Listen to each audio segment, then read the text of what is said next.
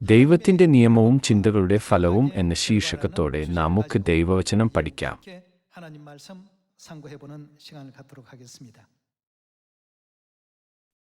ചിന്ത പ്രധാനപ്പെട്ട ഒന്നാണ്.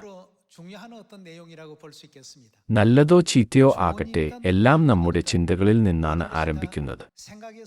നിങ്ങൾക്ക് അതിൽ സമ്മതമല്ലേ? അതിനാൽ മോശം ചിന്തകൾ മോശം ഫലങ്ങളിലേക്ക് നയിക്കുന്നു. എന്നിരുന്നാലും നല്ല ചിന്തകൾ നല്ല ഫലങ്ങളിലേക്ക് നയിക്കുന്നു, ശരിയല്ലേ? പഴയ നിയമത്തിൽ മോശെ മുഖാന്തരം ദൈവം നമുക്ക് ന്യായപ്രമാണം നൽകി. പുതിയ നിയമത്തിൽ ക്രിസ്തുവിലൂടെ പുതിയ നിയമം എന്ന നിയമം അവൻ നമുക്ക് നൽകപ്പെട്ടു. അത് ദൈവത്തിൽ നിന്നുള്ള ഒരു ദാനമായതിനാൽ അത് നമ്മുടെ ഭാവി പ്രയോജനത്തിനു വേണ്ടിയാണെന്ന് കരുതി നാം വിശ്വസിക്കുകയും അത് പിന്തുടരുകയും വേണം. എന്നിരുന്നാലും ജനങ്ങൾ പലപ്പോഴും ദൈവത്തിന്റെ നിയമം ആദ്യം ഉപേക്ഷിക്കുന്നു. നാം അത് പാലിച്ചില്ലെങ്കിലും കർത്താവേ, കർത്താവേ എന്ന് നാം നിലവിളിച്ചാൽ പോരെ എന്ന് അവർ പറയുന്നു. എന്നിരുന്നാലും അവർ അങ്ങനെ ചെയ്യുമ്പോൾ അവർക്ക് ദുരന്തങ്ങളും നിത്യശാപങ്ങളും ശിക്ഷയും ലഭിക്കും. ബൈബിളിലൂടെ ദൈവം ഇതിനകം അത് വിശദീകരിച്ചിട്ടുണ്ട്. അങ്ങനെയെങ്കിൽ ദൈവം നമുക്ക് നൽകിയ ബൈബിളിലെ ഉപദേശങ്ങൾ അനുസരിച്ച് നാം വിശ്വസിക്കണം, ശരിയല്ലേ? എന്തുകൊണ്ടാണ് എനിക്ക് ഇത്തരം കാര്യങ്ങൾ സംഭവിക്കുന്നത് എന്ന് ചിലർ ചിന്തിച്ചേക്കാം. ഓരോ ഫലത്തിനും ഒരു കാരണമുണ്ട്. വിതയ്ക്കപ്പെടുന്ന ഓരോ വിത്തും ഫലങ്ങൾ പുറപ്പെടുവിക്കുന്നതിനാൽ ഈ നിമിഷം മുതൽ നാം എല്ലാ മോശം ചിന്തകളെയും ഉപേക്ഷിക്കുകയും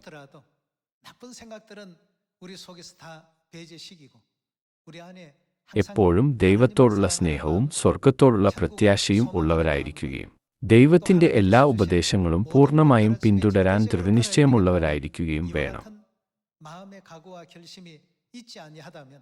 ഈ ദൃഢനിശ്ചയമില്ലാതെ നമുക്ക് നല്ല ഫലങ്ങൾ പ്രതീക്ഷിക്കാൻ കഴിയില്ല. ഇന്ന് നമുക്ക് യിരെമ്യാവ് 6:18 ആരംഭിക്കാം. അതുകൊണ്ട് ജാതികളെ കേൾപ്പിൻ, സഭയെ അവരുടെ ഇടയിൽ നടക്കുന്നത് അറിഞ്ഞുകൊള്ളുക. ഭൂമിയെ കേൾക്ക. ഈ ജനം എന്റെ വചനങ്ങളെ ശ്രദ്ധിക്കാതെ എന്റെ ന്യായപ്രമാണത്തെ നിരസിച്ചുകളഞ്ഞതുകൊണ്ട് ഞാൻ അവരുടെ വിചാരങ്ങളുടെ ഫലമായി അനർത്ഥം അവരുടെ മേൽ വരുത്തും. എന്താണ് മഹാമാരിയുടെ ഫലം? ഫലമായി അനർത്ഥം അവരുടെ മേൽ വരുത്തും. അവർ എന്തുതന്നെ ചിന്തിച്ചാലും ഈ മഹാമാരിയൊക്കെയും അവരുടെ ചിന്തകളുടെ ഫലമാണ്. അങ്ങനെയെങ്കിൽ അവരുടെ ചിന്തകൾ എന്തായിരുന്നു? നമുക്ക് അത് പരിശോധിക്കാം. ഭൂമിയെ കേൾക്ക. ഈ ജനം എന്റെ വചനങ്ങളെ ശ്രദ്ധിക്കാതെ അവർ എന്താണ് ചെയ്തത്? എന്റെ ന്യായപ്രമാണത്തെ നിരസിച്ചുകളഞ്ഞതുകൊണ്ട് ഞാൻ അവരുടെ വിചാരങ്ങളുടെ ഫലമായി അനർത്ഥം അവരുടെ മേൽ വരുത്തും. ദൈവമാണ് രക്ഷയുടെ നിയമം, ജീവന്റെ നിയമം, മനുഷ്യരാശിക്കു വേണ്ടിയുള്ള പാപമോചനത്തിന്റെ നിയമം എന്നിവ സ്ഥാപിച്ചത്. ദൈവത്തിന്റെ കൃപ ഉൾക്കൊള്ളുന്ന ചട്ടങ്ങൾ അവർ തള്ളിക്കളഞ്ഞത് ആശ്ചര്യകരമാണ്.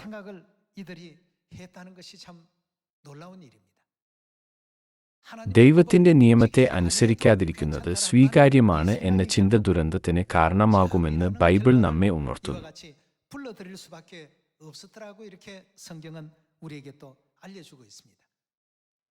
എല്ലാവരോടുമായി ഇന്ന് നാം ആചരിക്കുന്ന ശബ്ബത്ത് ഒരു സാധാരണ ദിവസമല്ല. സ്വർഗത്തിലെ ദൂതന്മാർ പോലും ശബ്ബത്ത് ആചരിക്കാൻ ആഗ്രഹിക്കുന്നു. എന്നാൽ ഇത് നമുക്ക് മാത്രം ലഭിച്ച ഒരു പദവിയാണ്. അങ്ങനെയെങ്കിൽ പുതിയ നിയമത്തിന്റെ നിയമം, ക്രിസ്തുവിന്റെ നിയമം നമുക്ക് പ്രധാനമാണ്.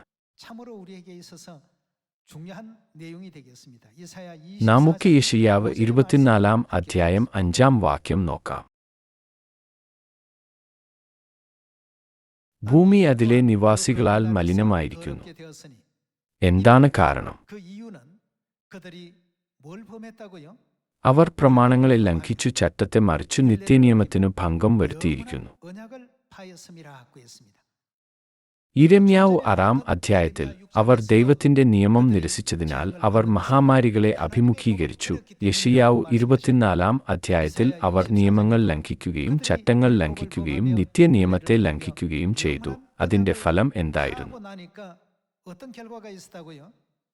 അതുകൊണ്ട് ഭൂമി ശാപഗ്രസ്തമായി. അത് അവരുടെ തെറ്റുകൾ നിമിത്തമായിരുന്നു. പാർക്കുന്നവർ ശിക്ഷ അനുഭവിക്കുന്നു. അതുകൊണ്ട് ഭൂവാസികൾ ദഹിച്ചുപോയി ചുരുക്കം പേർ മാത്രം ശേഷിച്ചിരിക്കുന്നു. വാക്യം 7. പുതുവീഞ്ഞു ദുഃഖിക്കുന്നു, മുന്തിരിവള്ളി വാടുന്നു, സന്തുഷ്ടമാനസന്മാരൊക്കെയും നെടുവീർപ്പെടുന്നു. തപ്പുകളുടെ ആനന്ദം നിന്നുപോകുന്നു, ഉല്ലസിക്കുന്നവരുടെ ഘോഷം തീർന്നുപോകുന്നു, കിന്നരത്തിന്റെ ആനന്ദം ഇല്ലാതെയാകുന്നു. എന്താണ് ഇതിനു പുറകെയുള്ള കാരണം? അവർ നിയമങ്ങളെ അനുസരിക്കാതിരിക്കുകയും ചട്ടങ്ങൾ ലംഘിക്കുകയും നിത്യനിയമത്തെ ലംഘിക്കുകയും ചെയ്തു.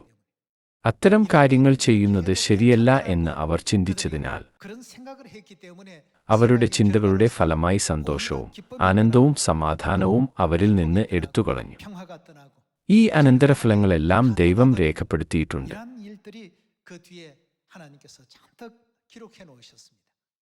ഇന്ന് യിരെമ്യാവ് 6-ാം അധ്യായവും യെശയ്യാവ് 24-ാം അധ്യായവും നോക്കുമ്പോൾ മനുഷ്യരാശിക്കായി ദൈവം സ്ഥാപിച്ച ക്രിസ്തുവിന്റെ നിയമത്തിൽ ആത്മീയമായി ഒരു പ്രധാന പങ്ക് വഹിക്കുന്നു. നമുക്ക് സമാധാനവും സന്തോഷവും ആനന്ദവും നിത്യസ്വർഗരാജ്യവും നൽകുന്നതിന് ദൈവം പുതിയ നിയമത്തിന്റെ ചട്ടം സ്ഥാപിച്ചു. അതിനാൽ നാം ശബ്ബത്തും പുതിയ നിയമത്തിന്റെ എല്ലാ ചട്ടങ്ങളും പാലിക്കണം. പ്രയാസങ്ങൾ എന്തുതന്നെയായാലും നാം അത് ആചരിക്കേണ്ടതല്ലേ?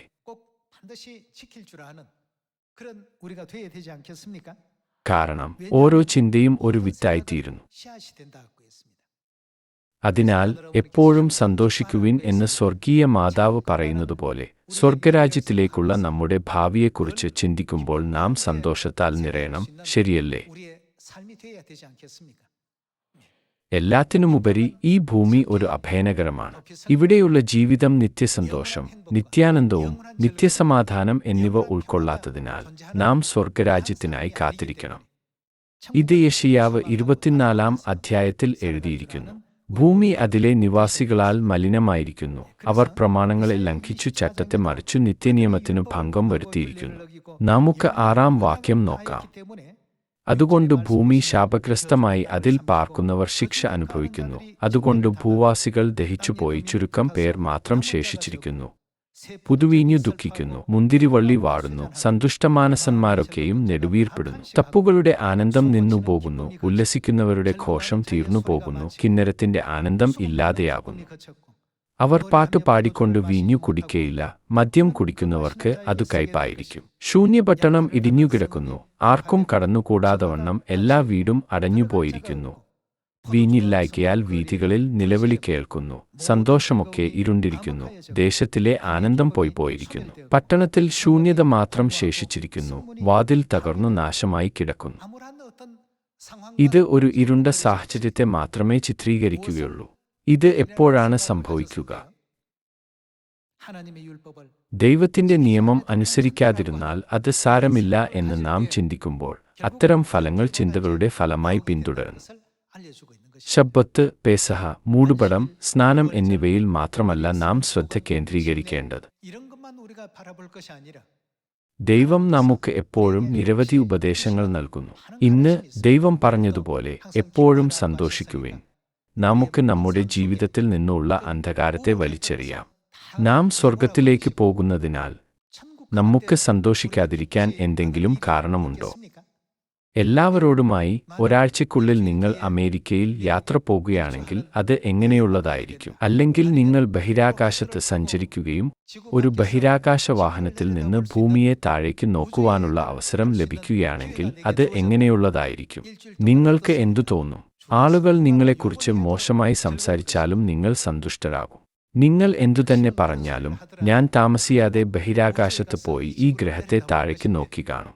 നിങ്ങൾക്ക് പ്രത്യാശയുള്ളതിനാൽ നിങ്ങൾ സന്തോഷത്താൽ നിറയും. സ്വർഗം സന്തുഷ്ടമായ ഒരു ലോകമായതിനാൽ സന്തോഷവും ആനന്ദവും നമുക്ക് നൽകപ്പെടുന്നു.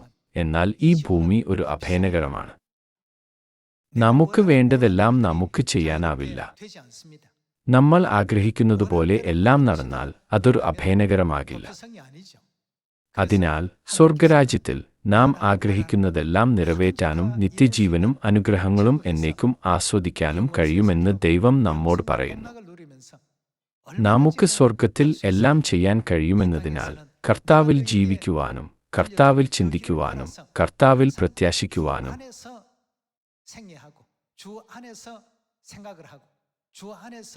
കർത്താവിൽ സന്തോഷിക്കുവാനും ദൈവം നമുക്ക് നൽകിയ പാത പിൻപറ്റുവാനും നമ്മെ പ്രേരിപ്പിക്കുവാൻ ദൈവം ബൈബിളിലൂടെ ഇത്രയധികം ഉപദേശങ്ങൾ നൽകുന്നില്ലേ? പുതിയ നിയമത്തിന്റെ നിയമം നമുക്ക് യഥാർത്ഥത്തിൽ പ്രധാനമാണ്. ദൈവത്തിന്റെ നിയമം അനുസരിച്ചില്ലെങ്കിലും അത് സാരമില്ല എന്ന് അവർ ചിന്തിച്ചയുടനെ അവർ ന്യായപ്രമാണം ലംഘിക്കുകയും നിത്യനിയമത്തെ ലംഘിക്കുകയും ചെയ്യുന്നു. തൽഫലമായി ഒരു ശാപം ഭൂമിയെ ദഹിപ്പിക്കുകയും അതിലെ നിവാസികളെ ശിക്ഷാവിധിയിലേക്ക് കൊണ്ടുവരികയും ചെയ്യുന്നു.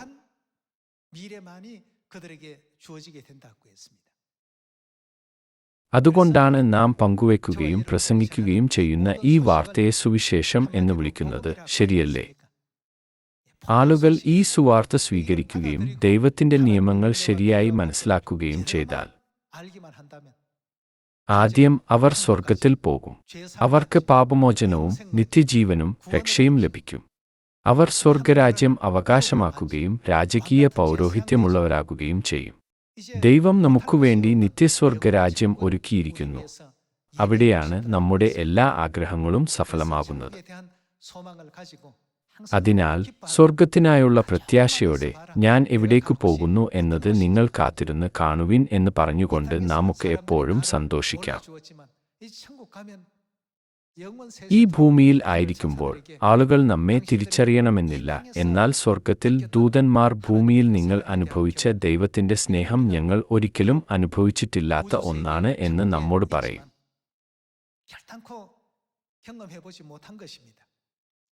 അത്തരം അനുഭവങ്ങൾ അനുഭവിച്ച നിങ്ങൾ ശരിക്കും അത്ഭുതകരമാണ്. നക്ഷത്രങ്ങളെപ്പോലെ എന്നേക്കും പ്രകാശിക്കുന്ന തേജസ് നമുക്ക് നൽകുമെന്ന് ദൈവം വാഗ്ദാനം ചെയ്തില്ലേ?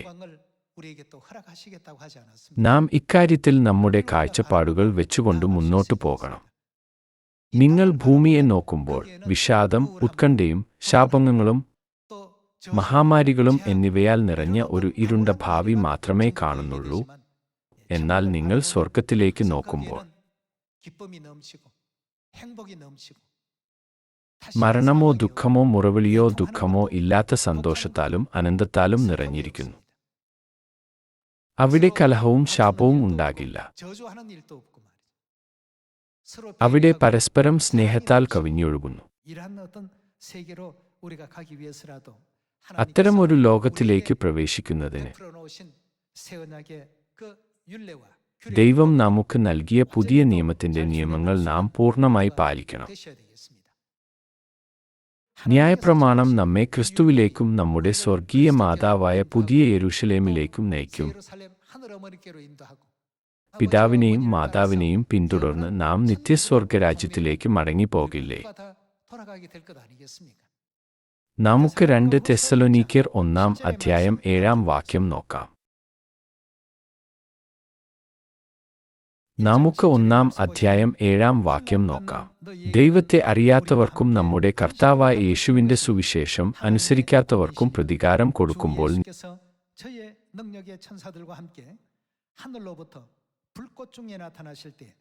നിങ്ങളെ പീഡിപ്പിക്കുന്നവർക്കു പീഡയും പീഡ അനുഭവിക്കുന്ന നിങ്ങൾക്കു ഞങ്ങളോടുകൂടെ ആശ്വാസവും പകരം നൽകുന്നത് ദൈവസന്നിധിയിൽ നീതിയല്ലോ. നമ്മുടെ കർത്താവായ യേശുവിന്റെ സുവിശേഷം എന്നത് പുതിയ നിയമത്തെയാണ് സൂചിപ്പിക്കുന്നത്. പുതിയ നിയമത്തിന്റെ നിയമം അനുസരിക്കാത്തവർക്ക് എന്ത് സംഭവിക്കും? ദൈവം നിത്യന്യായവിധി നൽകിക്കൊണ്ട് അവരെ ശിക്ഷിക്കും. അവർക്ക് രക്ഷയോ പാപമോചനമോ നേടാൻ സാധിക്കയില്ല. അതുപോലെ തന്നെ അവർക്ക് നിത്യശിക്ഷ ലഭിക്കുമെന്ന് 2 തെസ്സലോനിക്കർ 1 പറയുന്നു. നിത്യശാപം ഭൂമിയെ ദഹിപ്പിക്കുമെന്ന് യെശയ്യാവ് 24 പറയുന്നു. ദൈവത്തിന്റെ നിയമങ്ങൾ നിരസിച്ചതിന് അവർക്ക് മഹാമാരികൾ ലഭിക്കുമെന്നും ഇത് അവരുടെ ചിന്തകളുടെ ഫലമാണെന്നും യിരെമ്യാവ് 6 പറയുന്നു. ശബ്ബത്ത് ശനിയാഴ്ചയായാലും ഞായറാഴ്ചയായാലും ഏതെങ്കിലും ദിവസം ദൈവത്തെ ആരാധിച്ചാൽ പോരെ എന്ന് ചിലർ പറയുന്നു. എന്തുകൊണ്ടാണ് ഈ ദിവസം ഇത്ര പ്രധാനമായിരിക്കുന്നത്? അത് പ്രധാനമാണ്. അത് പ്രധാനമാണ്. അതിനാലാണ് ദൈവം അതിനെ 7-ാം ദിവസമായി പോലും നിർണയിച്ചത്. ഇന്ന് നമുക്ക് ഇഷ്ടമുള്ളപ്പോൾ അത് നിരസിക്കുകയും ഇഷ്ടമുള്ളപ്പോൾ അത് ആചരിക്കുകയും ചെയ്യുന്നതിൽ തെറ്റില്ല എന്ന് ചിലർ പറയുന്നു. ഇതാണ് അവരുടെ ചിന്ത. ഇത് ദൈവത്തിന്റെ ചിന്തയല്ല. അതിനാൽ അവരുടെ ചിന്തകളുടെ ഫലമായി അവർക്ക് ദുരന്തവും ശാപവും ലഭിക്കും. അത് നിത്യനരകത്തിൽ അവസാനിക്കും. ഈ നിർഭാഗ്യകരമായ സംഭവങ്ങളെല്ലാം പഴയ നിയമത്തിലെയും പുതിയ നിയമത്തിലെയും പ്രവാചകന്മാർ വിശദീകരിച്ചിരിക്കുന്നു. ദൈവത്തിന്റെ നിയമം ഒരിക്കലും ഉപേക്ഷിക്കരുത്. നിങ്ങൾ സ്വർഗ്ഗത്തിൽ വരുമ്പോൾ എല്ലാ കാരണങ്ങളും നിങ്ങൾ മനസ്സിലാക്കും. നിങ്ങൾ ഇപ്പോൾ ഇത് മനസ്സിലാക്കുന്നില്ല, എന്നാൽ പിന്നീട് നിങ്ങൾ മനസ്സിലാക്കും. ദൈവം കാരണമില്ലാതെ ഒന്നും ചെയ്യുന്നില്ല എന്നത് ശരിയല്ലേ? ഇനി നമുക്ക് ശബ്ബത്ത് ദിവസത്തെക്കുറിച്ചുള്ള ഒരു വശം സംക്ഷിപ്തമായി പരിശോധിക്കാം. നമുക്ക് യെഹെസ്കേൽ 22-ാം അധ്യായം 25-ാം വാക്യം നോക്കാം. 22-ാം അധ്യായം 25-ാം വാക്യം. അതിന്റെ നടുവിൽ അതിലെ പ്രവാചകന്മാരുടെ ഒരു കൂട്ടുകെട്ടുണ്ട്. അലറി ഇര കടിച്ചു കീറുന്ന ഒരു സിംഹം പോലെ അവർ ദേഹികളെ വിഴുങ്ങിക്കളയുന്നു. നിക്ഷേപങ്ങളെയും വിലയേറിയ വസ്തുക്കളെയും അപഹരിച്ചുകൊണ്ട് അവർ അതിന്റെ നടുവിൽ വിധവമാരെ വർദ്ധിപ്പിക്കുന്നു. പുരോഹിതന്മാർ എന്താണ് ചെയ്തത്? അവർ ദൈവത്തിന്റെ നിയമം ലംഘിച്ചു. അതിലെ പുരോഹിതന്മാർ എന്റെ ന്യായപ്രമാണത്തോട് ദ്രോഹം ചെയ്ത് എന്റെ വിശുദ്ധവസ്തുക്കളെ അശുദ്ധമാക്കുന്നു. അവർ ശുദ്ധവും അശുദ്ധവും തമ്മിൽ വേർതിരിക്കുന്നില്ല, മലിനവും നിർമ്മലിനവും തമ്മിലുള്ള ഭേദം കാണിച്ചു കൊടുക്കുന്നതുമില്ല. ഞാൻ അവരുടെ മധ്യേ എങ്ങനെയാണ് ദൈവത്തെ പരിഗണിക്കുന്നത്? അശുദ്ധനായി ഭവിക്കത്തക്കവണ്ണം അവർ എന്റെ ശബ്ബത്തുകളെ നോക്കാതെ കണ്ണു മറച്ചുകളയുന്നു. ശബ്ബത്ത് ആചരിക്കാത്ത ഒരു പ്രവൃത്തിയെപ്പോലും അവരുടെ ഇടയിൽ ഞാൻ അശുദ്ധനാണ്. അവർ എന്നെ അപമാനിക്കുകയാണ് എന്ന് ദൈവം പറയുന്നു. ഇന്ന് കടൽത്തീരത്തെ മണൽതരിയെ പോലെയുള്ള എണ്ണമറ്റ പള്ളികളും മതപരമായ ആളുകളുമുണ്ട്. നാം ശബ്ബത്ത് ആചരിക്കാത്തതുകൊണ്ട് ദൈവം ശരിക്കും അങ്ങനെ ചെയ്യുമോ എന്ന് അവർ ചിന്തിക്കുന്നു. എന്നിരുന്നാലും അത് അവരുടെ ചിന്തകളാണ്. യെഹെസ്കേൽ പ്രവാചകൻ മുഖാന്തരം ദൈവം തന്റെ ചിന്തകൾ നമ്മോട് പറയുന്നില്ലേ? ശബ്ബത്ത് ദിവസം ആചരിക്കാത്തവരുടെ ഇടയിൽ ഞാൻ അശുദ്ധനാണ് എന്ന് ദൈവം നമ്മോട് വ്യക്തമായി പറയുന്നു. എല്ലാവരോടുമായി ദൈവം നമുക്ക് നൽകിയ നിയമം തികച്ചും പ്രധാനപ്പെട്ടതാണ്. അത് പ്രധാനമല്ലായിരുന്നുവെങ്കിൽ ദൈവം മോശയുടെ നിയമത്തോടുകൂടെ ഉപസംഹരിക്കുമായിരുന്നു. എന്നാൽ മീഖ 4-ാം അധ്യായത്തിൽ ദൈവം ഒരു പുതിയ നിയമത്തെ പ്രഖ്യാപിക്കുന്നു, ശരിയല്ലേ? ഇത് സീനായി പർവ്വതത്തിൽ നിന്നുള്ള നിയമമല്ല, മറിച്ച് സിയോനിൽ നിന്നുള്ള നിയമമാണ്. നാം നിയമത്തിൽ നിലനിൽക്കുകയും അത് അനുസരിക്കുകയും ചെയ്യേണ്ടതിനാൽ ക്രിസ്തു മൽക്കീസേദെക്കിന്റെ ക്രമത്തിലാണെന്ന് ബൈബിളിൽ എന്തായിട്ടാണ് പറയുന്നത്? അവിടുന്ന് എന്നേക്കും മഹാപുരോഹിതനാണ്. യാഗങ്ങൾ ഇല്ലായിരുന്നുവെങ്കിൽ ഒരു മഹാപുരോഹിതന്റെ ആവശ്യമില്ലായിരുന്നു. യാഗങ്ങൾ നിമിത്തം, അതായത് ആരാധന നിമിത്തം മഹാപുരോഹിതൻ അവിടെയില്ലേ? മൽക്കീസേദെക്കിന്റെ ക്രമത്തിലുള്ള ക്രിസ്തുവിന്റെ പൗരോഹിത്യം താൽക്കാലികമാണെന്ന് അവിടെ പറയുന്നുണ്ടോ? അത് എന്നേക്കുമായി നിലനിൽക്കുന്നു, ഒരിക്കലും അപ്രത്യക്ഷമാകുന്നില്ല. അങ്ങനെയെങ്കിൽ ദൈവത്തിന്റെ നിയമവും ഒരിക്കലും അപ്രത്യക്ഷമാകാതെ എന്നേക്കുമായി നിലനിൽക്കുന്നുവെന്ന് നാം മനസ്സിലാക്കണം, ശരിയല്ലേ? എന്നിരുന്നാലും മിക്കവാറും എല്ലാ സഭകളും നമുക്ക് അത് ആവശ്യമില്ല എന്ന് പറയുന്നു. മത്തായി 7-ാം അധ്യായം 21-ാം വാക്യത്തിൽ അധർമ്മം പ്രവർത്തിക്കുന്നവരെ എന്നെ വിട്ടുപോകുവിൻ എന്ന് ദൈവം പറയുന്നു. മറ്റൊരു വിധത്തിൽ പറഞ്ഞാൽ, ഞാൻ ഇരിക്കുന്നിടത്തുനിന്നു പോയിക്കൊള്ളുവിൻ എന്ന് യേശു പറയുന്നു. യേശു സ്വർഗ്ഗത്തിൽ വസിക്കുന്നതിനാൽ ഒരാൾ അവിടെ നിന്ന് പോകണമെങ്കിൽ എങ്ങോട്ടാണ് പോകേണ്ടത്? അതിനാൽ ദൈവത്തിന്റെ നിയമം നമുക്ക് എത്ര പ്രധാനമാണെന്ന് നമുക്ക് കാണാൻ കഴിയും, ശരിയല്ലേ? ദൈവത്തിന്റെ നിയമം നമ്മുടെ കണ്ണുകളെ പ്രകാശിപ്പിക്കുന്നു. നമ്മുടെ ആത്മാക്കളെ പുതുക്കുന്നു, നമ്മുടെ ആത്മാക്കളെ പാപത്തിൽ നിന്ന് വിടുവിക്കുന്നു. അങ്ങനെ നമുക്ക് ദൈവത്തിലേക്ക് മടങ്ങാൻ കഴിയും. അതിന് അത്തരം ശ്രദ്ധേയമായ ശക്തിയുണ്ട്. എന്നിരുന്നാലും ശബ്ബത്ത് ദിനവും പെസഹയും പുതിയ നിയമത്തിന്റെ എല്ലാ നിയമങ്ങളും ആചരിക്കുന്നത് നമുക്ക് സ്വാഭാവികമാണെങ്കിലും മറ്റുള്ളവർ ഇത് വിചിത്രമായി കാണുന്നു. എന്തുകൊണ്ടാണ് അവർ ഞായറാഴ്ചയ്ക്ക് പകരം ശനിയാഴ്ച പള്ളിയിൽ പോകുന്നത്? എന്തുകൊണ്ട് അവർ ക്രിസ്തുമസിന് പകരം പെസഹ ആചരിക്കുന്നത്?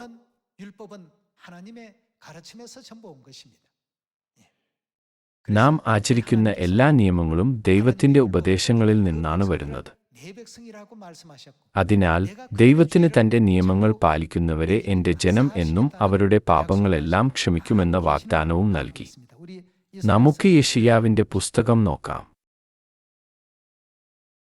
യെശയ്യാ 51 അധ്യായം 7 വാക്യം. നീതിയെ അറിയുന്നവരും ഹൃദയത്തിൽ എന്റെ ന്യായപ്രമാണം ഉള്ള ജനവും ആയുള്ളോരെ എന്റെ വാക്കു കേൾപ്പിൻ. അവർ എന്താണ് അവരുടെ ഹൃദയത്തിൽ സ്വീകരിച്ചത്? മറ്റൊരാളുടെ നിയമമല്ല, മറിച്ച് നിങ്ങൾ മനുഷ്യരുടെ നിന്ദയെ ഭയപ്പെടരുത്, അവരുടെ ദൂഷണങ്ങളെ പേടിക്കുകയും അരുത്.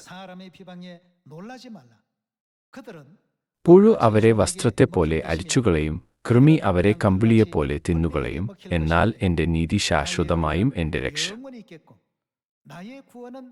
എപ്പോൾ വരെ? തലമുറയായും ഇരിക്കും. ഈ അനുഗ്രഹീത വചനങ്ങൾ ആർക്കാണ് നൽകിയിരിക്കുന്നത്? ദൈവം തന്റെ നിയമം പാലിക്കുന്നവർക്കായി, രക്ഷയുടെ നിയമത്തിനുള്ളിലുള്ള ആളുകൾക്കായി ഈ അനുഗ്രഹീത വചനങ്ങൾ നൽകി. യിരെമ്യാവ് 31 അധ്യായം 31 വാക്യം നമുക്ക് നോക്കാം. ഞാൻ ഇസ്രായേൽ ഗൃഹത്തോടും യഹൂദാ ഗൃഹത്തോടും പുതിയൊരു നിയമം ചെയ്യുന്ന കാലം വരും എന്ന് യഹോവയുടെ അരുളപ്പാട്. വാക്യം 33. എന്നാൽ ഈ കാലം കഴിഞ്ഞ ശേഷം ഞാൻ ഇസ്രായേൽ ഗൃഹത്തോട് ചെയ്യുവാനിരിക്കുന്ന നിയമം ഇങ്ങനെയാകുന്നു. ഞാൻ എന്റെ ന്യായപ്രമാണം അവരുടെ ഉള്ളിലാക്കി അവരുടെ ഹൃദയങ്ങളിൽ എഴുതും. ഞാൻ അവർക്കു ദൈവമായും അവർ എനിക്കു ജനമായും ഇരിക്കും എന്നു യഹോവയുടെ അരുളപ്പാട്. ഒരുവൻ ദൈവത്തിന്റെ നിയമം ഇല്ലെങ്കിൽ അവർ ദൈവത്തിന്റെ ജനമല്ല. അതിനാൽ ഫിലിപ്പിയരുടെ പുസ്തകം അനുസരിച്ച് നമ്മുടെ പൗരത്വം എവിടെയാണ്? സ്വർഗത്തിൽ പൗരത്വമുള്ള ആളുകൾ ദൈവത്തിന്റെ നിയമം മുറുകെ പിടിക്കണം. ശബ്ബത്ത് ദൈവത്തിന്റെ കൽപ്പനയല്ലേ? പെസഹയുടെ കാര്യമോ? അതും ആചരിക്കാൻ ദൈവം നമ്മോട് കൽപ്പിക്കുന്നു. പുറപ്പാട് 12-13 അധ്യായങ്ങളിൽ പെസഹ ആചരിക്കാൻ ദൈവം കൽപ്പിച്ചു. ലൂക്കോസ് 22 അധ്യായത്തിൽ പത്രോസിനോടും യോഹന്നാനോടും കൂടെ പെസഹ ആചരിക്കാൻ യേശു ആകാംക്ഷയോടെ ആഗ്രഹിച്ചു. 34 വാക്യവുമായി തുടർന്നു പോകാം. 34 വാക്യം നമുക്ക് നോക്കാം. ഇനി അവരിൽ ആരും തന്റെ കൂട്ടുകാരനെയും തന്റെ സഹോദരനെയും യഹോവയെ അറിക എന്ന് ഉപദേശിക്കയില്ല. അവർ ആബാലവൃദ്ധം എല്ലാവരും എന്നെ അറിയും.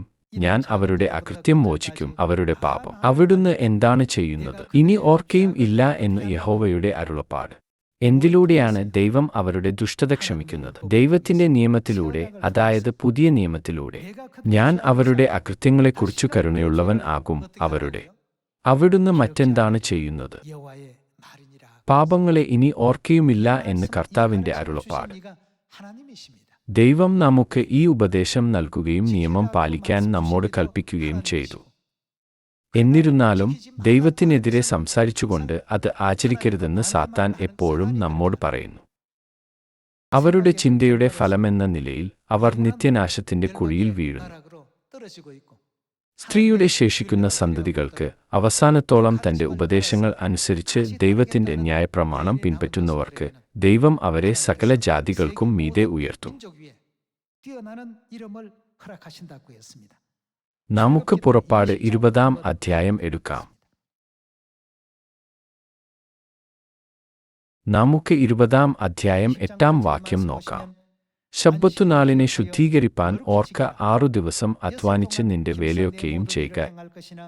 ഏഴാം ദിവസം നിന്റെ ദൈവമായ യഹോവയുടെ ശബ്ബത്ത് ആകുന്നു. അന്നു നീയും നിന്റെ പുത്രനും പുത്രിയും നിന്റെ വേലക്കാരനും വേലക്കാരത്തിയും നിന്റെ കന്നുകാലികളും നിന്റെ പടിവാതിൽക്കകത്തുള്ള പരദേശിയും ഒരു വേലയും ചെയ്യരുത്. 6 ദിവസം കൊണ്ടു യഹോവ ആകാശവും ഭൂമിയും സമുദ്രവും അവയിലുള്ളതൊക്കെയും ഉണ്ടാക്കി. 7-ാം ദിവസം സ്വസ്ഥമായിരുന്നു. അതുകൊണ്ട് യഹോവ അവിടുന്ന് എന്താണ് ചെയ്തത്? ശബ്ബത്തുനാളിനെ അനുഗ്രഹിച്ചു ശുദ്ധീകരിച്ചിരിക്കുന്നു. ശബ്ബത്ത് ദിനം ആചരിക്കുന്ന എല്ലാവരെയും ദൈവം അനുഗ്രഹിക്കുന്നു. കൂടാതെ ദൈവം ശബ്ബത്ത് ദിനത്തെ വിശുദ്ധമാക്കി. ശബ്ബത്ത് ദിനത്തിലൂടെ ദൈവം നമ്മെ വിശുദ്ധിയിലേക്ക് നയിക്കുന്നു. ഈ വാക്കുകൾ പരിശോധിക്കുന്നതിലൂടെ നാം ദൈവത്തിന്റെ ന്യായപ്രമാണം പാലിക്കണമോ വേണ്ടയോ എന്ന് നമുക്ക് മനസ്സിലാക്കാൻ സാധിക്കും. എല്ലാവരോടുമായി ഇത് നാം ആചരിക്കാതെ ഇരിക്കുന്നത് ശരിയാണോ? നാം ദൈവത്തിന്റെ നിയമം പാലിക്കണം, അതിൽ സംശയമില്ല. ആളുകൾ അതിൽ നിന്ന് അകന്നുപോകുമ്പോൾ അവസാന നാളിൽ അഗ്നിജ്വാലയിൽ ദൈവം പ്രത്യക്ഷപ്പെടുമ്പോൾ അവരെ ശിക്ഷിക്കും. യെശയ്യാവ് 24-ാം അധ്യായത്തിൽ വലിയ വിപത്തുകൾ അവരുടെ മേൽ പതിക്കുമെന്ന് എഴുതിയിരിക്കുന്നു.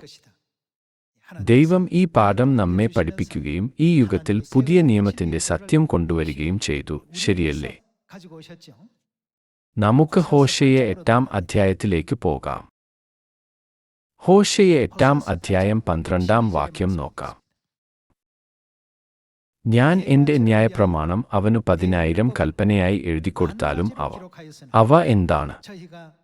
അപൂർവകാര്യമായി എണ്ണപ്പെടുന്നു. എന്താണ് കാരണം? അത് അവരുടെ ചിന്തകളുടെ ഫലമാണ്. ദൈവം പ്രവാചകന്മാരിലൂടെയും ബൈബിളിലൂടെയും അസംബന്ധവും ഉപയോഗശൂന്യവുമായ കാര്യങ്ങളെക്കുറിച്ച് പ്രത്യേകിച്ച് നൂറുകണക്കിനോ ആയിരക്കണക്കിനോ വർഷങ്ങളായി മനുഷ്യരാശിയെ പഠിപ്പിക്കുന്നത് തുടരുന്നത് എന്തുകൊണ്ടാണ്?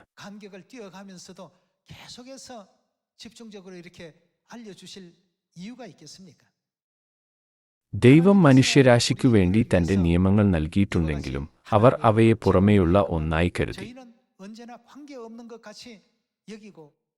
ശബ്ബത്ത് ശനിയാഴ്ചയായാലും ഞായറാഴ്ചയായാലും അതിൽ എന്താണ് കാര്യം? യേശുവിന്റെ ജനനത്തോടനുബന്ധിച്ച് ക്രിസ്തുമസ് ആചരിക്കുന്നതല്ലേ നല്ലത്? പെസഹ വളരെ അപരിചിതമായ ഒന്നാണ്. ഞാൻ അത് ആചരിക്കേണ്ടതുണ്ടോ? അവർ അവരുടെ ചിന്തകളെ മുറുകെ പിടിക്കുന്നതിനാൽ അതിന്റെ ഫലം എന്താണ്? നിത്യമായ സ്വർഗരാജ്യം അവർക്ക് നൽകപ്പെടുമോ? ഇപ്പോൾ നാം ആചരിക്കുന്ന ശബ്ബത്തിന്റെയോ പുതിയ നിയമത്തിന്റെയോ പെസഹയുടെയോ അർത്ഥം ആളുകൾക്ക് മനസ്സിലാകണമെന്നില്ല.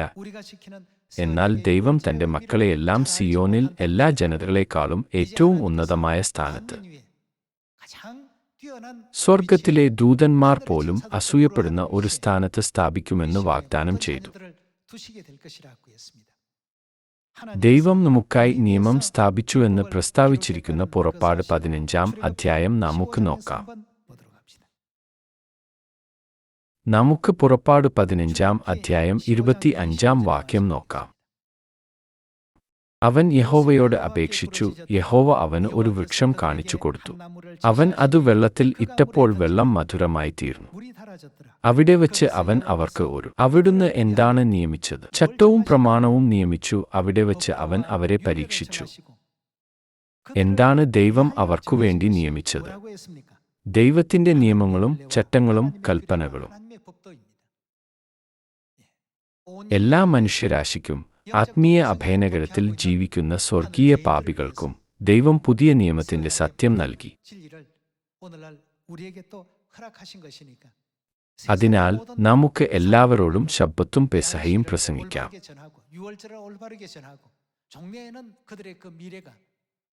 അവരുടെ ഭാവി നിത്യസ്വർഗരാജ്യമായിരിക്കേണ്ടതിന് നമുക്ക് ഉത്സാഹപൂർവ്വം പ്രസംഗിക്കാം. ദൈവവചനം ഉത്സാഹപൂർവ്വം പഠിക്കുമ്പോൾ നമുക്ക് സന്തോഷകരമായ ഒരു ജീവിതം നയിക്കാനാകും. ഈ ഭൂമിയിൽ ഇരിക്കവേ നാം സ്വർഗത്തിനായി ഉറ്റുനോക്കുകയും അതിനെ നോക്കി ഓടുകയും ചെയ്യുന്നു. നാം സ്വർഗത്തിലേക്ക് നോക്കുമ്പോൾ നമുക്ക് വേദനയോ സങ്കടമോ ഉണ്ടോ? സ്വർഗം എപ്പോഴും നമ്മുടെ കൺമുന്നിലാണ്. ഒരിക്കൽ ആരോ ഈ കഥ പറഞ്ഞു. നിങ്ങൾ ഒരു പിടി ഉപ്പ് വെള്ളത്തിൽ ഇട്ടാൽ അത് ഉപ്പുരസമാകുമോ അതേ രുചിയില്ലാത്തതാകുമോ? പാത്രത്തിന്റെ വലുപ്പത്തെ ആശ്രയിച്ച് ഇതിൽ ഏതെങ്കിലും രണ്ടും ആകാം. നിങ്ങൾ ഒരു ചെറിയ പാത്രത്തിൽ ഒരു പിടി ഉപ്പ് ഇട്ടാൽ വെള്ളം ഉപ്പായി മാറുന്നു. 가득히 채운다고 하더라도 그 물은 짤 수밖에 없습니다. എന്നിരുന്നാലും നിങ്ങൾ ഒരു വലിയ തടാകത്തിൽ ഒരു പിടി ഉപ്പ് ഇട്ടാൽ വെള്ളം ഉപ്പായി മാറുമോ? 그 물이 짜겠습니까? അത് കഷ്ടിച്ച് ഒരു ഫലവും ഉണ്ടാക്കുന്നില്ല. അതുപോലെ തന്നെ സ്വർഗരാജ്യത്തിലേക്കുള്ള നമ്മുടെ പാതയെ തടസ്സപ്പെടുത്തുന്ന ആയിരക്കണക്കിന് തടസ്സങ്ങളുണ്ടെങ്കിലും നമ്മുടെ ഹൃദയത്തിന്റെ പാത്രം വിശാലമാണെങ്കിൽ നമുക്ക് ഈ കാര്യങ്ങളെല്ലാം എളുപ്പത്തിൽ സ്വീകരിക്കുവാൻ കഴിയും. എന്നിരുന്നാലും നമ്മുടെ ഹൃദയത്തിന്റെ പാത്രം ചെറുതാണെങ്കിൽ നാം ബാധിക്കപ്പെടുന്നു. നമ്മുടെ വിശ്വാസത്തിന്റെ പാതയെ തടസ്സപ്പെടുത്തുന്ന നിരവധി തടസ്സങ്ങൾ ഉണ്ടെങ്കിലും നിത്യസ്വർഗരാജ്യത്തെക്കുറിച്ച് ചിന്തിച്ചാൽ നമുക്ക് സന്തോഷിക്കാൻ കഴിയും, ശരിയല്ലേ? എലോഹിം ദൈവം രക്ഷയുടെ വഴി തുറക്കുകയും നമുക്ക് പാപമോചനം നൽകുകയും ചെയ്തു. പിതാവായ ക്രിസ്തു അൻസംഘോന്നും പുതിയ യെരൂശലേം സ്വർഗീയ മാതാവിനും ഞാൻ നിത്യമായ നന്ദിയും മഹത്വവും അർപ്പിക്കുന്നു. ഇതോടെ ഇന്നത്തെ പ്രബോധനം അവസാനിപ്പിക്കുവാൻ ഞാൻ ആഗ്രഹിക്കുന്നു. വളരെയധികം നന്ദി.